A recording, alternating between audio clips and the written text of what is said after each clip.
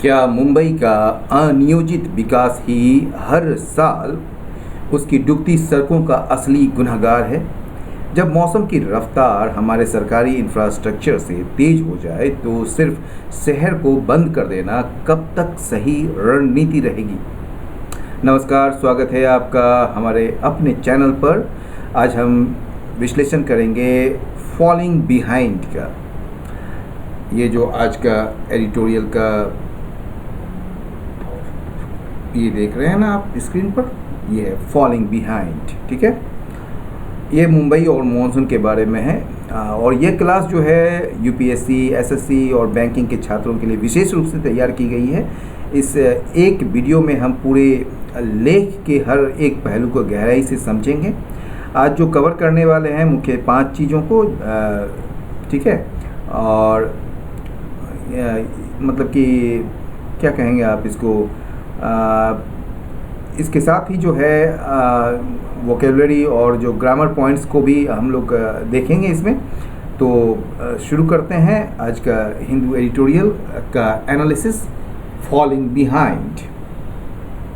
और इससे पहले हम लोग एक बार वर्ड्स भी देख ही लेते हैं अभी। इंटेंसिटी मतलब तीव्रता या वेग या गहराई, स्ट्रेंथ, फोर्स या सीवियरिटी। ठीक है। एंड हो जाएगा माइल्डनेस, वीकनेस या सॉफ्टनेस। ओवरवेल्म का मतलब होता है कोई चीज़ जलमग्न कर देना या अभिभूत कर देना। ठीक है। इनंडेटेड, फ्लडेड या ओवरपावर्ड। इसका एंड हो जाएगा ड्रेन, ड्राइड या अंडरवेल्म। ठीक है ना। एक इरेटिक शब्द सुने होंगे। इरेटिक, कोई कोई लोग होते हैं ना, बड़ा इरेटिक होते हैं कि उसकी कोई पता ही नहीं चलता है कि वो किस तरीके से व्यवहार करते हैं। तो उसी से बना है इरेटिसिटी। ठीक है ना। ये एक नाउन है, यानी कि क्वालिटी ऑफ बीइंग अनप्रिडिक्टेबल और इरेगुलर। मतलब अनप्रिडिक्टेबिलिटी, इन स्टेबिलिटी या इरेगुलरिटी। इसका एंड हो जाएगा प्रिडिक्टेबिलिटी, कंसिस्टेंसी या रेगुलरिटी। वल्नरेबिलिटीज़ का जो मतलब होता है वो कमजोरियां होता है या असुरक्षा होता है। वीकनेस, फ्रेजिलिटीज़ या फिर लाइबिलिटीज़। एंड हो जाएगा स्ट्रेंथ्स, प्रोटेक्शंस या रेजिलियंसेस। ठीक है ना। कंपाउंडेड का मतलब कोई चीज़ का और ज़्यादा बढ़ा देना, या खासकर नेगेटिव चीज़ में है, और या उसको जटिल बना देना, वर्सेंट कर देना, इंटेंसिफाइड कर देना, मल्टीप्लाइड कर देना। एंड हो जाएगा लेसेंट, सिंप्लीफाइड या रिड्यूस्ड। कैस्केडिंग मतलब क्रमिक, एक के बाद एक होने वाला। ठीक है ना। सिक्वेंशियल, कंजिक्यूटिव या चेन। इसका एंड हो जाएगा आइसोलेटेड, इंडिपेंडेंट या फिर डिस्कनेक्टेड। ठीक है।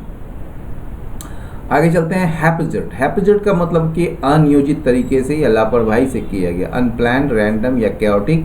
एंड हो जाएगा ऑर्गेनाइज्ड या फिर सिस्टमैटिक या फिर मैथोडिकल। फॉलिंग बिहाइंड मतलब पिछड़ जाना, रेस या प्रगति में पीछे छूट जाना। If our city does not upgrade its drainage system, it will keep falling behind the challenges of climate change। यानी यदि हमारा जो शहर अपने ड्रेनेज सिस्टम को अपग्रेड नहीं करता है तो वो जलवायु परिवर्तन की चुनौतियों के सामने पिछड़ता चला जाएगा। ठीक है। इन शॉर्ट बर्स्ट का मतलब होता है कम समय में बहुत तेज या अचानक झटके में होना, मतलब बहुत तेज़ी से, जैसे बारिश होती है ना, शॉर्ट बर्स्ट। तो ड्रेनेज सिस्टम वो फेल हो जाता है कब? जब सेवरल 100 मिलीमीटर्स ऑफ रेन जो है फॉल इन शॉर्ट बर्स्ट, वो बहुत अचानक मतलब कि तेज़ी से जब वो आते हैं तो। ठीक है। Built on reclaimed land. Reclaimed land का जो मतलब होता है समुद्र दलदल या निचले पानी वाले जो इलाकों को जो पाट कर बनाई गई ज़मीन पर निर्मित जो चीज़ होते हैं उसी को रिक्लेम्ड लैंड पर बने हुए चीज़ कहा जाता है। यानी कि लार्ज पार्ट ऑफ मुंबई जो है ना is built on reclaimed land which makes it highly prone to flooding. जो इसे जो है ना बाढ़ के प्रति बेहद संवेदनशील या उसके तरफ जो उसके खतरे के संपर्क में ला देता है। कैचअप टू या कैचअप विथ ज़्यादातर यूज़ होता है, कैचअप विथ। तो यानी कि बराबरी पर पहुंचना, ये पीछे से आकर आगे वाले के स्तर तक आ जाना। ठीक है ना। Simply waiting for infrastructure capacity to catch up to the growing demand is a bad study. यानी कि जो बढ़ती मांग है ना उसकी बराबरी करने के लिए बुनियादी ढांचे की क्षमता का केवल इंतजार यदि करते हैं आप तो ये एक गलत रणनीति है। ठीक है। स्प्लिट अक्रॉस का मतलब अलग अलग मतलब कि संस्थाओं में या विभागों में बटा होना, यानी कि जिम्मेदारी तय करना मुश्किल है। यानी कि the accountability of the Mumbai का जो रोड है ना is split across different government authorities, ठीक है, उसका जो ना अलग अलग गवर्नमेंट अथॉरिटीज़ के बीच बटी हुई है। यानी कि ये जिम्मेदारी किसके आखिरकार किसके सर पर आएगी ये किसी को पता नहीं है, ठीक है। तो फॉलोइंग बिहाइंड ये जो है ये मुंबई शहर का जो मानसून से निपटने की जो अपनी तैयारियों में पीछे जो छूट जाना है उसी के बारे में है। यानी कि मौसम बदल रहा है लेकिन शहर की जो व्यवस्था है उतनी तेज़ी से नहीं सुधर रही है, इसी के बारे में ये एडिटोरियल है और इसका ये हेडलाइन है। और दूसरा है अर्बनाइजेशन इन मुंबई। मुंबई में जो अर्बनाइजेशन हुआ है ना, यानी कि जो शहरीकरण हुआ है वो इज़ इवॉल्विंग, वो विकसित हो रहा है फास्टर, कहीं ज़्यादा तेज़ी से दैन इट्स इंफ्रास्ट्रक्चर अपग्रेड्स। इसके जो बुनियादी ढांचे के जो अब उसमें जो अपग्रेडेशन आना चाहिए था उसकी तुलना में जो शहरीकरण है उसमें अधिक तेज़ी से ये विकास हो रहा है या विकसित हो रहा है। कहने का मतलब है कि मुंबई में जिस तेज़ी से लोग जो बस रहे हैं, इमारतें बन रही है और शहर बड़ा हो रहा है, वैसी तेज़ी बुनियादी सुविधाओं जैसे नालियाँ हो गई, सड़क हो गए या पुलों को सुधारने में नहीं दिख रही है। यानी कि शहर तेज़ी से बढ़ रहा है लेकिन सुविधाएं पुरानी पड़ी हुई है। समझ के बात को आगे बढ़ते हैं। द साउथ वेस्ट मानसून, ये जो साउथ वेस्ट मानसून जो है आपका, ठीक है ना, has been highly active over western India, ठीक है ना। कहा जा रहा है कि ये जो दक्षिण पश्चिम मानसून जो है वो पश्चिमी भारत में ही मुंबई आता है, तो पश्चिमी भारत पर अत्यधिक सक्रिय रहा है, अत्यधिक मजबूत रहा है, ठीक है ना। विथ साउथ वेस्टर्ली विंड्स जो है, जो कि जिसमें मॉइस्चर लदा हुआ रहता है, वो क्या है, वेस्टर्न घाट्स में sweeping over the Western Ghats and delivering intense rains along the Konkan coast, while other weather systems offshore are routing more moisture over Mumbai and surrounding areas। कहने की बात है कि ये जो साउथ वेस्टर्ली विंड्स है ना यानी कि समुद्र की तरफ से जो आपका जो नमी है, यानी कि जो बादल पानी लेकर आने वाली जो हवाएं हैं, ठीक है ना, वो पश्चिमी घाट के पहाड़ों से टकरा के, ठीक है, वो कोंकण के इलाके में बहुत भारी बारिश करती है, ठीक है ना। ठीक है, साउथ वेस्टर्ली जो आपका ये है जो विंड्स है जिसमें नमी रहती है और मतलब कि इसमें लॉडेड विथ मॉइस्चर, ये जो है वेस्टर्न घाट्स में पूरी तरह से छाई हुई है, sweeping over the Western Ghats, और वहाँ टकरा के जो है वो डिलीवर करती है बहुत ही ज़्यादा बारिश कोंकण कोस्ट में, कोंकण के तटों पर, ठीक है ना, कोंकण के इलाकों में। और इसके साथ साथ जो है क्या है, वेल अदर वेदर सिस्टम, जबकि मतलब कि इसके साथ ही जो समुद्र में बने कुछ जो दूसरे मौसमी सिस्टम है, वेदर सिस्टम जो है, ठीक है, वो भी जो है मुंबई और इसके आसपास के इलाकों की तरफ ज़्यादा पानी वाले बादल भेज रहे हैं, ठीक है। यानी कि अदर सिस्टम जो है observe are routing more moisture, उसको राउटिंग कर रहे हैं मॉइस्चर्स को, नमी को, यानी कि पानी वाले बादल को भेज रहे हैं मुंबई में और उसके आसपास के इलाके में, ठीक है। इन अर्बन एरियाज़, अब कहा जा रहा है कि जो अर्बन एरियाज़ है ना, जो शहरी क्षेत्र हैं, ठीक है, तो इन जनरल सामान्यतः rainfall intensity matters, rainfall intensity जो है ना वो मैटर करता है ज़्यादा वॉल्यूम के बजाय, ठीक है। नहीं, वॉल्यूम मतलब कि जो शहर, जहाँ तक शहरों की बात होती है ना, तो इससे इस बात से ज़्यादा फर्क नहीं पड़ता है कि कुल कितना पानी गिरा या नहीं गिरा, ठीक है ना। अगर फ़र्क इस बात से पड़ता है कि पानी कितनी कम देर में कितनी तेज़ी से गिरा, ठीक है। अगर बहुत सारा पानी धीरे धीरे गिरे तो शहर संभाल लेता है, लेकिन कम पानी भी अगर अचानक 1 घंटे में गिर जाए तो बाढ़ आ जाती है, क्योंकि उसको संभालना बड़ा मुश्किल हो जाता है। तो वही बोल रहा है कि अर्बन एरियाज़ में जो है जनरली क्या होता है कि रेनफॉल इंटेंसिटी बहुत ही मैटर्स करता है कि कितना तेज़ी से कितना समय में ये गिर गया। बजाय कि वॉल्यूम के, मतलब कि मान लीजिए 10 घंटे में उतना ही पानी जो है 10 घंटे में अगर गिर रहा है तो वो निकासी हो जाएगा उससे, ठीक है, वो संभाल लेगा। लेकिन अगर एक ही घंटा 2 ही घंटा में वो 10 घंटे वाला बारिश अगर हो जाए तो पूरी तरह से बाढ़ आ जाएंगे वहाँ पर। Mumbai itself can generally absorb moderate, Mumbai खुद जो है ना वो झेल सकता है जनरली, सामान्यतः एब्जॉर्ब मतलब कि अवशोषित करना, लेकिन यहाँ पर झेल सकता है एक तरीके से मॉडरेट रेनफॉल को ओवर सेवरल आवर्स, ठीक है, यानी कि कई घंटों तक जो है हल्की या मध्यम बारिश अगर होती रहे मुंबई में तो शहर का सिस्टम जो है ना उसे झेल जाता है, ठीक है। हाउएवर, हालांकि उसकी जो ड्रेनेज है, जो निकासी है, like in many Indian cities, जैसा कि अन्य सिटीज़ मतलब कि भारतीय शहरों में भी है, ठीक है ना, कैनॉट हैंडल, इसको हैंडल नहीं कर सकता है several 100 millimetres in short burst, ठीक है ना। तो ऐसा मतलब कि वो कुछ ही समय में जो गिरने वाली जो है कई सौ मिलीमीटर जो पानी को एक साथ बहाकर निकाल सके, ये वो नहीं कर सकता है, ठीक है ना, हैंडल नहीं कर सकता है। समझ गए बात को।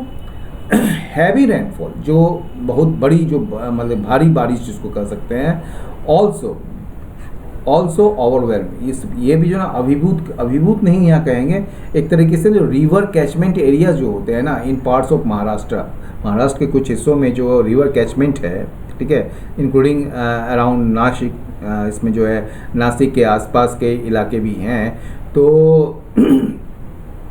ये जो हैवी रेनफॉल जो है, भारी बारिश जो है, वो महाराष्ट्र के कई हिस्से जैसे कि नासिक के आसपास जो है उसमें नदियों का पानी जो है ना वो मतलब कि क्या कहेंगे आप, मतलब जलमग्न कर दिया एक तरीके से उस वहाँ जो है उसके किनारे, मतलब कि उस नदी के जो किनारे हैं उसके ऊपर से पानी बहने लगा, ठीक है ना, इसी को ओवरवेलम कहते हैं, including around Nashik, while high tides, जबकि हाई टाइड्स जो है ना reduce the efficiency of Mumbai's storm water drainage, ठीक है ना, worsening flooding in the city, ठीक है, जबकि जो इसी समय में जो मुंबई के समुद्र में जो ऊंची लहरें उठ रही थी, हाई टाइड हो रहा था, ठीक है, उसने जो है मतलब कि शहर की नालियों का जो पानी है ना वो समुद्र में उससे इस हाई टाइड की वजह से नहीं जा पाता, ठीक है, जिससे शहर में बाढ़ और बदतर हो गई, ठीक है ना, क्योंकि हाई टाइड के दौरान जो है नाली का पानी वो मतलब समुद्र में जा ही नहीं पाता है, ठीक है ना, तो स्टॉर्म वाटर ड्रेनेज को जो है ना उसके एफिशिएंसी को बिल्कुल कम कर दिया, ठीक है। मुंबई पुणे रेल सर्विस, अब कहा जा रहा है कि जो मुंबई और मुंबई से पुणे की तरफ जो चलने वाली जो ट्रेन जो है वो सस्पेंड कर दिया गया आफ्टर लैंडस्लाइड्स, यानी कि ज़मीन की खिसकने के बाद, ठीक है ना, लैंडस्लाइड्स मतलब ज़मीन नहीं, एक तरीके से पहाड़ों के खिसकने के बाद इन द भोर घाट में, एंड फ्लाइट्स वर अफेक्टेड, और जो फ्लाइट्स है उस पर भी मतलब कि बुरा असर पड़ा, were affected. The closure of the Mumbai Pune express वे, ये जो क्लोजर है यानी कि जो बंद किया गया है मुंबई पुणे एक्सप्रेस वे को, and the Mumbai Goa highway को, एंड सिग्निफिकेंट फ्लडिंग, और अच्छा खासा जो फ्लडिंग है, बाढ़ जो है, और मुंबई अहमदाबाद एक्सप्रेस वे में, ये सारे जो हैं, ये सारे जो मिलकर जो हैं एक सब्जेक्ट है, और इसका जो वर्ब है ये वर्ब डिसरप्टिव, ये जो है ना बड़ा व्यवधान मतलब कि व्यवधानकारी है, यानी कि एक तरीके से इसने जो है आवाजाही को और ज़िंदगी को एक तरीके से रोक दिया, ठीक है ना, डिसरप्टिव था। Speaking to the increasing erraticity of monsoon rainfall, ठीक है, यानी कि आप अगर ये जो क्या कहेंगे आप, ये जो स्पीकिंग टू जो यहाँ मतलब है इसका एक तरीके से कहिए कि ये जो है ना, एक तो स्पीकिंग जो है यहाँ पर प्रेजेंट पार्टिसिपल फ्रेज है, और इसका मतलब होता है इस बात की ओर इशारा करते हुए या ये बात कहते हुए।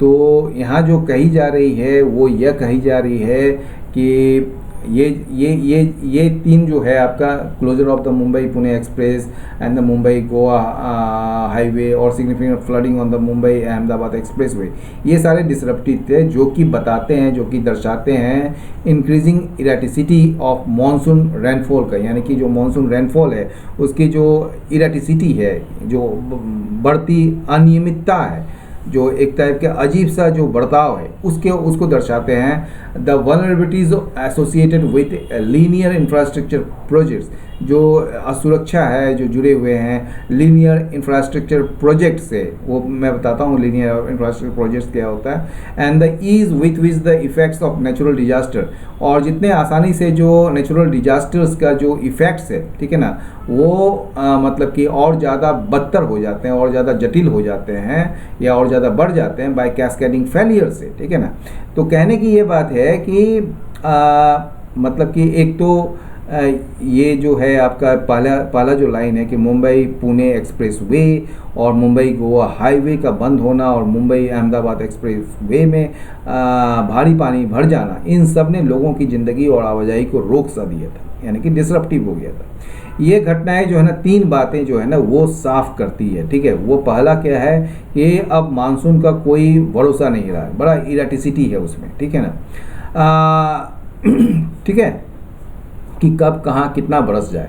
दूसरी जो है, जो लंबे रास्ते या हाईवे जो होते हैं जिसको लीनियर इंफ्रास्ट्रक्चर कहते हैं, जब बनते हैं ये लंबे रास्ते तो वे प्रकृति के सामने बहुत ही कमज़ोर सिद्ध होते हैं। तीसरी बात, जब एक सरकारी सिस्टम फेल होता है तो उसके पीछे पीछे दूसरी मुसीबतें भी ताश के पत्तों की तरह खींची चली जाती है, ठीक है। इसी को कहते हैं कैस्केडिंग इफेक्ट, ठीक है, कैस्केडिंग फेलियर्स। और चौल कॉलेप्स, एक चौल जो है ना, चौल समझते हैं ना, चौल होता है कच्चे मकानों का एक कतार होता है, आप देखे होंगे।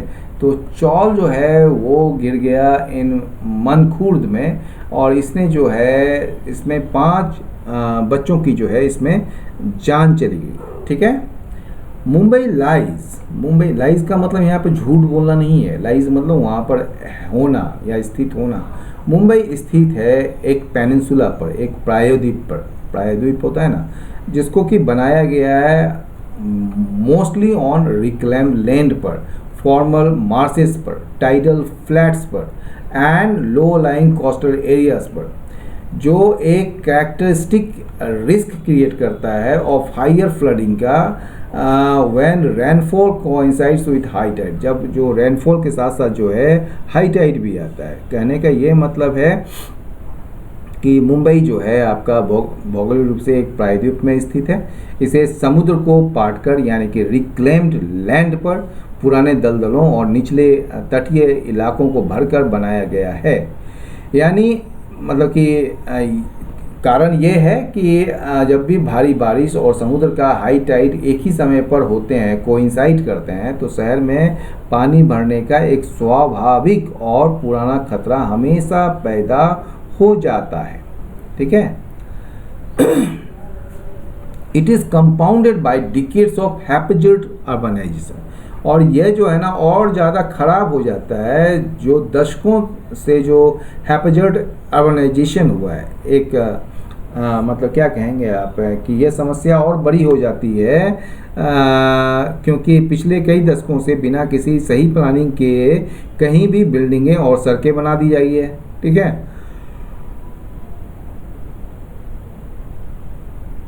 हैपेज्ड अर्बनाइजेशन, ठीक है, that has increased water to run off, जिसने जो है इंक्रेज किया, जिसके कारण यहाँ पर यह कारण है, जिसके कारण जो है ना वाटर जो है ना वो रन ऑफ हो जाता है। यानी कि एक तो सीमेंट की परतें बिछा दी गई इसमें, ठीक है। तो सीमेंट की परतें बिछाने से क्या हुआ कि बारिश का पानी जो है ज़मीन के अंदर सोखने के बजाय ऊपर बहने लगता है। That is increased water to run off rather than be absorbed, इसके बजाय कि यह सोख लिया जाता है बाय द ग्राउंड के द्वारा, ठीक है। तो एक तो ये होता है, और forcing drains to handle more water than their design, और इससे जो ड्रेन्स को जो है फोर्स करते हैं कि वो हैंडल करे कहीं ज़्यादा वाटर को देन देयर डिज़ाइन लिमिट्स, जितना कि उसके डिज़ाइन लिमिट्स है उससे कहीं ज़्यादा वो ये करें, मतलब नतीजा ये होता है कि नालियों की को जो है उनकी क्षमता से कहीं ज़्यादा पानी संभालना पड़ता है, ठीक है। आफ्टर द जुलाई 2005 फ्लड्स, 2005 जुलाई में फ्लड्स आए थे। उसके बाद जब मतलब मुंबई में ना 944 mm की बारिश हुई थी 24 घंटों में। मुंबई जो है उसके बाद क्या किया जाए, लॉन्च किया था ब्रिम स्टुअर्ट, ठीक है, प्रोजेक्ट को लॉन्च किया था एंड वाइडन ड्रेन्स, और इसने जो है ना ड्रेन्स को चौड़ा किया था, और इसने इंस्टॉल्ड मतलब लगाया था पंपिंग स्टेशंस को and undertook pre monsoon desilting, और इसने जो है प्री मानसून मतलब कि मानसून से पहले जो है ना नालियों का कचरा और कीचड़ निकालने का काम शुरू किया था, यानी कि डीसिल्टिंग किया था, ठीक है। मेनी ऑफ दीज वर्क्स अब कह रहा है कि इनमें से कई सारे जो काम जो थे, ठीक है ना, many of these works remain incomplete, वो अभी भी जो है अधूरे पड़े हुए हैं। वाइल जबकि कुछ जो कंप्लीटेड अपग्रेड्स हैं, यानी कि जो पूरे हुए हैं, कुछ पूरे हुए हैं, वो बेस्ड है एजम्पशंस पर, यानी कि इस धारणा पर अबाउट द मानसून के इस धारणा पर that climate change has since undermine, ठीक है ना, यानी कि क्लाइमेट चेंज के कारण जो है, ठीक है, क्या कहेंगे आप, ये जो क्लाइमेट चेंज की वजह से जो है मौसम का मिजाज बदल चुका है, जिससे वह पुराने जो अनुमान जो थे और जो की गई तैयारी थी वो बेकार और कमज़ोर साबित हो रही है, ठीक है। ऑफिशियल्स हैव ऑल्सो आर्ग्यूड, मतलब कि जो ऑफिशियल्स हैं अधिकारियों का यह भी कहना है कि दैट प्री मानसून डीसिल्टिंग जो है वो मदद किया था कम करने में फ्लडिंग को इन पार्ट्स ऑफ मुंबई। डीसिल्टिंग मतलब जो कचरा वगैरह या जो ज़मीन में, मतलब कि जो नाला वगैरह में जो है आप क्या कहते हैं उसको, जो भर जाती है ना नाले वगैरह, तो उसको डीसिल्टिंग किया जाता है। जो जैसे कूड़ा करकट या फिर मिट्टी वगैरह या कुछ भी, उसको मतलब हटाना ही उसको डीसिल्टिंग कहते हैं, ठीक है। But water on Mumbai Ahmedabad express, लेकिन ये जो वाटर आया है मुंबई अहमदाबाद एक्सप्रेस में, और जो चौल कॉलेप्स है, चौल का गिरना जो है, और डेडली फ्री ट्री फॉल्स जो है इन कुर्ला एंड आरे में, ठीक है ना, और आरे और कुर्ला में जो है जहाँ पर गाछ गिरने से यानी कि वृक्ष गिरने से कुछ हताहत हुए हैं, डेडली ट्री फॉल्स हुए हैं। Lack of redundancies in public transport, ठीक है, यहाँ मतलब कि इससे जो है क्या कहेंगे, देखिए, but water on the Mumbai Ahmedabad expressway, the chawl collapse, deadly tree falls in Kurla and Aarey, lack of redundancies in public transport, ठीक है, यानी कि पब्लिक ट्रांसपोर्ट में जो है आपका क्या है, मतलब लैक ऑफ रिडंडेंसी है, यानी कि उसका जो बस या ट्रेन का ठप हो जाना, और क्या है, एंड बीएमसी इसका जो बिलेटेड एडवाइजरी है, यानी कि बीएमसी द्वारा जो बहुत देर से जो बिल्डरों को खतरनाक कंस्ट्रक्शन रोकने का जो सलाह देना है, ठीक है ना, वो भी बहुत देरी से हुआ है टू बिल्डर्स को, ठीक है, टू हॉल्ट हैजर्डस कंस्ट्रक्शन, ताकि वो जो है हैजर्डस कंस्ट्रक्शन मतलब डेंजरस कंस्ट्रक्शन को रोके।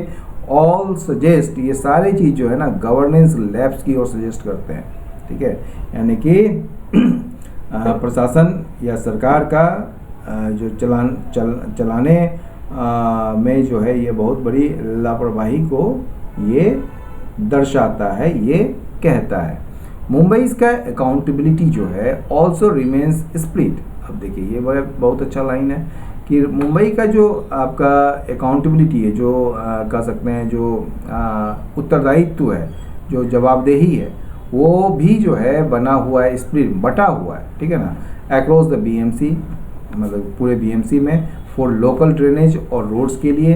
अब देखिए आईएमडी जो है वो फोरकास्टिंग के लिए, एनडीआरएफ और 2 रेलवे जोन्स जो है, और स्टेट गवर्नमेंट जो है एंड हाईवे अथॉरिटीज़ जो है वो मतलब कि किसी कोई चीज़ को जो है जैसे अथॉरिटीज़ लेते हैं ना, तो इसके लिए जो है ये बटा हुआ है। एक मिनट, मतलब कि ये कहने का मतलब है कि जो मुंबई की जो एक मुसीबत जो ये है कि जवाबदेही जो है ना किसी एक विभाग की नहीं है, बल्कि वो बटी हुई है। स्थानीय जो नाले हैं और जो सड़क हैं उसकी जिम्मेदारी बीएमसी की हो है, मौसम की भविष्यवाणी की जिम्मेदारी आईएमडी को है, राहत कार्य एनडीआरएफ को है, ठीक है।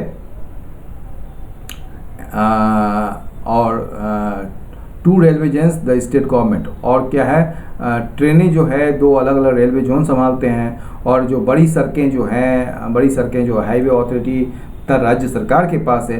तो ये जो है ना ये मतलब कि रिस्पॉन्सिबिलिटी जो है ये बटी हुई है एंड हाईवे अथॉरिटीज़, ठीक है। और हाईवे अथॉरिटीज़ सड़क का जो है ना हाईवे अथॉरिटीज़ के पास है, राज्य सरकार के पास है, ठीक है। और जब सब अपनी अपनी ढपली बजाते हैं तो काम ठीक से नहीं होता है। ये तो ऑब्वियस है कि एक होता है ना कि too many cooks spoil the broth, मतलब कई सारे जो अगर कुक्स आ जाएंगे तो वो खाना को बर्बाद ही कर देते हैं। तो वही एक कोई पर्टिकुलर संस्था जो है इसके लिए रिस्पॉन्सिबल नहीं होता। ओवरऑल सब मिलाकर अगर देखें तो city has improved at shutting down to save lives and minimising the death toll, ठीक है ना। ये जो सिटी है ना ये क्या करती है कि इसमें एक सुधार आया है, ठीक है। वो सुधार क्या है आप ये सुन लीजिए। जब आफत आती है तो ये पूरा शहर खुद को बंद कर लेता है, ठीक है, जिससे लोगों की तो जान बच जाती है और मरने वालों की संख्या भी कम रहती है। लेकिन जिस रफ्तार से मौसम बदल रहा है और शहर कंक्रीट का जंगल बन रहा है, ठीक है ना, but as climate change and urbanisation evolve, चूँकि अब जो है क्लाइमेट चेंज बहुत तेज़ी से हो रही है और अर्बनाइजेशन भी मतलब कि इवॉल्व हो रहा है फास्टर देन मतलब कहीं तेज़ी से। इंफ्रास्ट्रक्चर अपग्रेड्स, जो इंफ्रास्ट्रक्चर अपग्रेड्स होना चाहिए उसके अपेक्षा ये क्या हो रहा है, अर्बनाइजेशन में तेज़ी आ रही है और क्लाइमेट चेंज में तेज़ी आ रही है। ये simply waiting for system capacity, ये केवल जो है ना वेट कर रही है सिस्टम कैपेसिटी के लिए कि to catch up to demand, कि वो डिमांड के साथ चले। Will be a failing strategy, मतलब ये जिस रफ्तार से जो मौसम बदल रहा है उस शहर कंक्रीट का जंगल बन रहा है वो बुनियादी ढांचे के सुधार से कहीं ज़्यादा तेज है। ऐसे में सिर्फ हाथ पर हाथ धरे बैठे रहना या सोचना कि कभी न कभी तो हमारा सिस्टम ठीक हो ही जाएगा पूरी तरह से एक नाकाम, एक फेलिंग स्ट्रेटजी साबित होगी। समझ गए? तो आज के एडिटोरियल से हमें ये साफ तौर पर समझ आता है कि केवल आपदा के समय शहर को बंद कर देना कोई अस्थायी समाधान नहीं है, ठीक है। जब तक हमारा प्रशासन और बुनियादी ढांचा जलवायु परिवर्तन की रफ्तार से तेज नहीं होगा तब तक हम इस तरह की चुनौतियों से पीछे ही छूटते रहेंगे। आपको क्या लगता है, क्या केवल सरकारी विभागों की आपसी फूट और बटी हुई जवाबदेही हमारे शहरों में बाढ़ का मुख्य कारण है? अपनी राय नीचे कमेंट बॉक्स में साझा करें।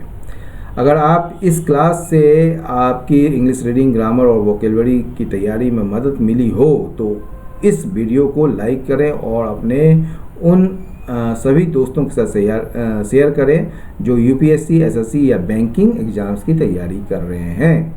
इस एडिटोरियल का कंप्लीट पीडीएफ हमारे टेलीग्राम चैनल पर आपको मिल जाएगा, ठीक है, जिसका लिंक जो है डिस्क्रिप्शन बॉक्स में दिया हुआ है। तो मिलते हैं अगले वीडियो में एक नए महत्वपूर्ण टॉपिक के साथ। तब तक के लिए पढ़ते रहिए, सीखते रहिए और आगे बढ़ते रहिए। जय हिंद।